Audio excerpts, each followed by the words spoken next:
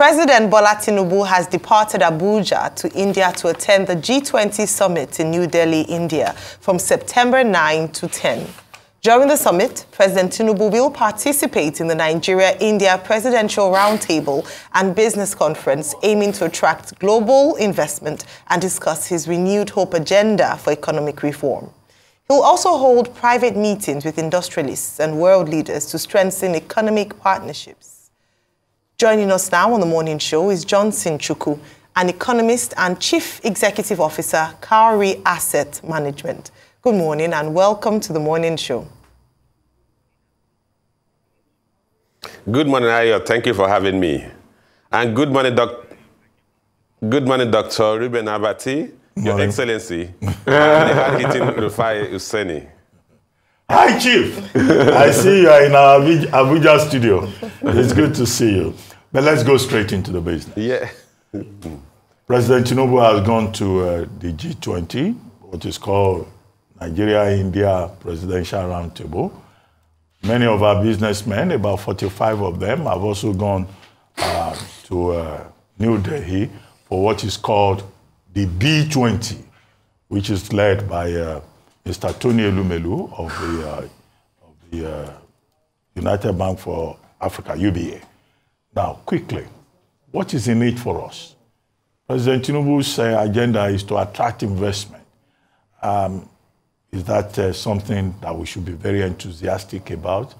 And why is it that we are just on the sidelines and not part of the main party, the 20 most developed, industrialized countries of the world? We are just going to be in the corridors, meeting with people and shaking hands and taking photo opportunities. Is there anything we should be excited about? Well, interestingly, Doctor, I think you've answered the question you asked. Why are we not in a major party to this meeting? We are not among the top 20 developed economies in the world. We're on the fringes of the top 20 developed economies of the world. So you couldn't have come in as a member of the G20 because your economy is still outside the G20. Is there anything for it for us? Let's say there's going to be some level of, call it public image laundering or branding for us. At least there'll be people who run into us and say, okay, Nigerians are also here. We know the president of Nigeria is here. The leaders of major corporations in Nigeria are here. So somehow there will be, call it a Photoshop for us. If you want to call it that way. But the key thing is that we will show presence. People will know we exist. People will know there's Nigeria and that Nigeria is trying to reach out to the world. That's what is needed for us. In terms of major economic gains, I think that will be a bit optimistic because if you want to go to any of these gatherings, you must go with some value propositions. So the first thing you do is you must come with some segments, some aspects of your economic opportunities that you're selling to the world and say, look, come to my economy in these areas. We are generating the highest return. Our country is safe. Our economy is growing at 8% or 7.8% like India is growing.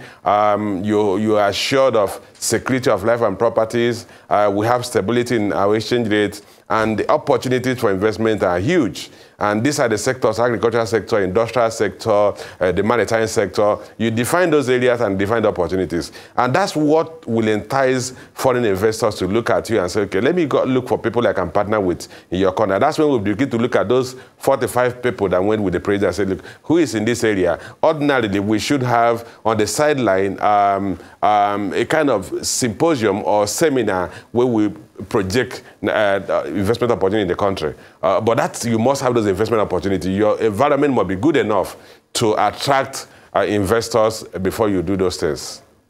Thank you. I mean, that would have been my next question, that we're going off to G20. And as you mentioned, some of the things that countries will position themselves as being attractive for investment, I couldn't find a way to tick Nigeria off those boxes. You mentioned security, we're safe. You mentioned, the FX rate. You mentioned a few things. And I'm thinking we're not even ready for this kind of conversations. However, it still would not prevent us from going to India to try and still position ourselves.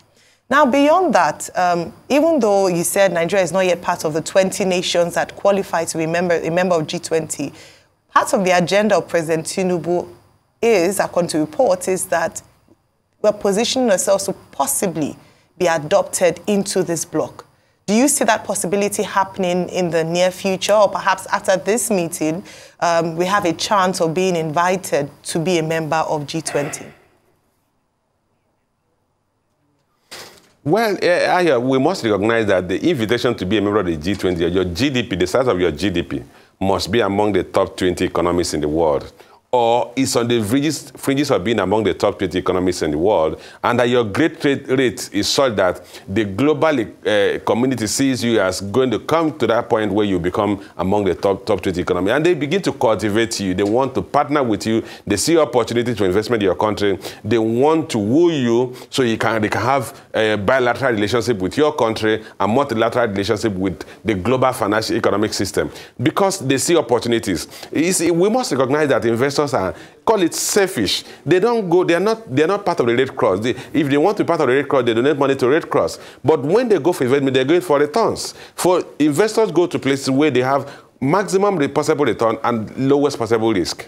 And so that's a pool for investors. So when your economy begins to build opportunities for such returns, then they will woo you and say, please, we want to work with you. They want to come on a trade mission to your country. They want you to come to their country or attend global events like this with the best of your business people, so they can identify those you can partner with. Because when you want to go to a foreign country, you want to go there possibly getting a local hand holding you to come into that country as your local partner, as going to joint venture with them, because you can't go and explore opportunities in a strange location without having some local knowledge. And so that's what appeals to investors. If we do not do the heavy lifting, get our house right, or fix our own internal issues, then the prospect of attracting or being invited to the G20 is very slim. Remember, we've been attending these similar meetings for the past couple of years.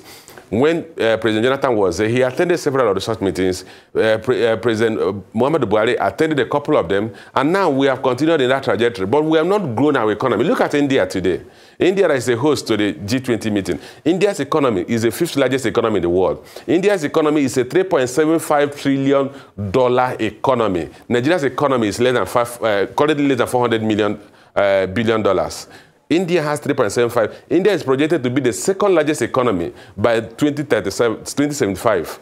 And that's why everybody wants to go to India. That's why India has been given the opportunity to host the world, because people are coming there to look for, is there any opportunity I can invest in India? Can I identify partners? So, key thing that we must bear in mind that you need to put your house in order. You need to make yourself attractive from home so that when you go out there, the public will have opportunity to relate with you.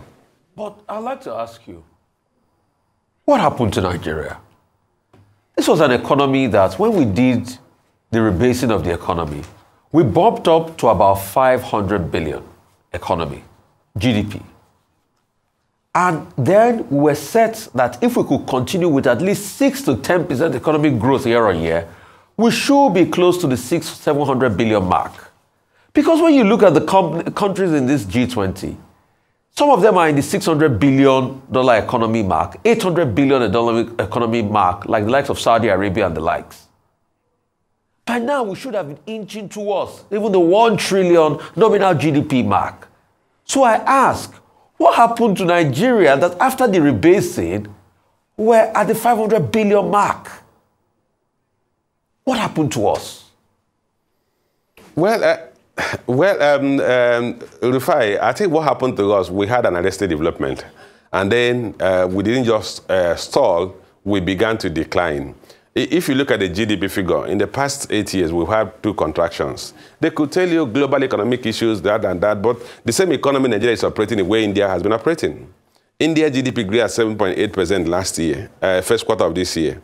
Ours grew at 2.31%. Our population is almost growing at 3%. So you find out that your population growth is actually outstripping your GDP growth rate. And why is this so? Because of the choices we made as a people. And when I say the choices that we made as a people, they are not necessarily choices you, Rufai, did, but when your leaders make choices for you, it affects everyone in the society. The decisions we made as a country in terms of leadership, economic management, has led the economy to grow at a very infinitesimally low rate. We saw the GDP grow at 2.51% in the second quarter of this year. GDP grew at 2.31%, like I mentioned, in the first quarter of this year. India, that should have some similarities with Nigeria in terms of being largely undeveloped, being agrarian in nature, because Indian economy has a huge part of it that's agricultural driven. It's growing at 7.8%. So what happened to us? We made the right choices, and this is the side effect of that. We reviewed to do the simple things, or we made the simple things look like thing you need astronauts to do. Look at issue of infrastructure. We have been building a highway from Lagos to Ibadan, 131 kilometers for 20 years. It doesn't happen anywhere elsewhere in the world. Go and look at what India has done within that period. Go and look at what China has done within that period. We have dealt with issue of power failure or lack of sufficient energy supply in the country for the past maybe 30 years. It doesn't happen elsewhere in the world. Countries that came out of war have fixed their power supply. So if you can't do the basic infrastructure, you do not. We have failed to do a deep sea port to make it easy for bring goods into your country and take goods out of your country. And upon that, you've allowed insecurity to pervade the whole society. That even the agricultural sector accounts for about 23% of the GDP, the farmers can no longer go to farm. GDP growth rate in agriculture in the first quarter of this year was minus 0.9%. That's the greatest contributor to your GDP. So the issue is that we took the wrong decisions, and it's just like, Rufai, you are going to Ibadan, and you decided to go to enter Mile 2, and then you drive to Okukomaiko and continue to Badagry. You are not going to get to Ibadan. So at the end of the day, you're going to waste your time and waste everybody, your passenger, the passenger to your vehicle, their time. So that's what has happened to us. We took the wrong route, we took the wrong decisions, and that is what has brought us to where we are. The GDP has continued to contrast. In terms of, if you look at the dollar value of our GDP, because if you look at even the current exchange rate devaluation, it then means that our GDP can no longer be about 460 billion that it was. Because if you use the 750 naira a dollar to convert your naira GDP, you are going to get something like maybe 300 or 350 billion dollars. Well, let's talk about the G20 itself. How much progress do you think that the Global South and the West can make out of this meeting, which is being organized by India and Prime Minister Modi packaging it as a major high point of his prime ministership? Considering the fact that China is not going to be there, in other words, Xi Jinping is not going there, he's sending a representative, the Prime Minister of China. Russia will not be there because Putin will not be there. He's sending his foreign affairs minister, where in his own case, the ICC has an arrest warrant on his head, and he's been there since March. But the more important thing is that Russia and China are blocking the major binding agreements that the G20 have been working on. And without that, what could be any earth-shaking item on the communique that is likely to come out of this? Because Russia and China, they don't want the issue of Ukraine to be addressed at all. Yeah, Ruben, what will happen is that the Western countries are basically looking for opportunities to diversify their dependence on China as a productive base or as a production center. So, and gradually, India is going to present an alternative productive center to the Western countries. And that for them is one of the main purposes of going to India. Remember that India has overtaken China in terms of population. India has a population of about more than 1.4 billion people today. China is now the second largest populated country in the world. So, and India has a huge labor market, a huge labor force. And not only that, Indian skill set is comparable, if not better, than what you have in Western countries. If you look at some of the big countries in America today, they are being headed by Indians. But above all, in terms of technology, India is among the leading technological countries in the world. And so what is going on now? The Western countries want to war India and make sure they have them in as part of their own bloc. Remember that India and China has always had frosty relationship. And the Western country would not want India and China to have come of a convivial relationship or a cordial relationship, because that will mean creating a bloc that can serve as a bulwark to what the Western countries want to do. And in terms of Russia, one of the things that India has done is that they had undermined the Western countries in terms of imposing sanctions on Russia. So if the Western countries can, through this engagement, woo India back to their side and frustrate Russia from exporting crude to India, and that would weaken Russian resolve to continue the war. So in as much as they're not going to take a definitive resolution on Ukraine, the key thing is that they want to use some level of moral engagement or moral suasion to get India to kind of support the Western countries. And if you have India as part of the Western bloc, you certainly have broken that the Southern Hemisphere's power as it relates to countering the forces or the powers of the Western countries. All right, so away from G20, or in addition, we have G20, we have the ASEAN, who's going to be meeting just before G20. That's the Association of Southeast Asian Nations. We have BRICS. Where does Nigeria come into all this? I mean, even if we're not able to be admitted into G20 for now, what other blocks or alliances are we forging? Because, for instance, ECOWAS, which our president is currently chair, doesn't seem to have its, be able to leverage the influence it has as an African, on the African continent. AU is, battling with a few issues, not as strong in terms of a bloc on the global space. Why can't Africa, beyond G20 and, going abroad, why can't we forge blocs that are superpowers on the world stage? What is missing is that African countries have not been able to get the economy right. The weight a country has in the global geopolitical space is largely determined by the value that you bring on the table. And that value is largely an economic-driven value. And let me make this point clear. The success of any organization is dependent largely on its economic capacity or economic success. And that applies to countries. Today, we're talking of India. When I was a young boy, when I was an undergraduate in the University of Lagos, India was not a force to contend with. The best you had was Indian teachers who were lecturers in the schools, including secondary schools in Nigeria. I know you hardly find an Indian lecturer or teacher in the secondary school in the country. Because at that point, the income they were earning in Nigeria was better than what they were earning in India. So they would rather come here and migrate to Nigeria and even become Nigerian citizens. So the basic thing I want to emphasize is that for Nigeria or for Africa to become a force to reckon with in the global economic space, it's not going to be driven by your population, because today we're talking of next 1 billion people in Africa. Africa is going to grow to 2 billion people. It's not the major factor. It's not the size of your population that matters. It's the size and the quality of your economy. If we don't get the economy right, we are not going to ever be a force to reckon with. Because reality is that you really can't have any strength if you don't have a strong economy. You can't have a military might because you need to fund the military. You need to fund the research institution that will produce the sophisticated weapons. You cannot be a force in sports if you don't have the money to give to your athletes to train. You can't be a force in technology if you don't have the quality education that is driven by investment. So you must get your economy right, and that's what African leaders must understand. Until we do that, we will continue to be in the fringes of global economic discussions.